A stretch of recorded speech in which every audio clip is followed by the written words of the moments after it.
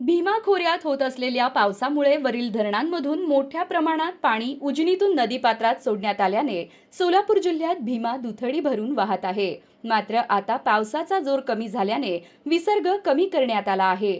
यामुळे रात्री उजनीतून 40,000 क्युसेक पर्यंत विसर्ग कमी करण्यात आल्याने भीमा नदीची पाणी पातळी कमी होण्यास मदत होणार आहे. पंढरपूरमध्ये आषाढी वारी भरली असून चंद्रभागा नदी सायंकाळी 60,000 क्युसेकने वाहत होती. शासनाने खबरदारी म्हणून एनडीआरएफ पथकाला येथे पाचारण केले आहे. मात्र आता भीमा खोऱ्यात पाऊस मंदावला आहे. यामुळे वरील धरणांमधून विसर्ग कमी करण्यात आला आहे.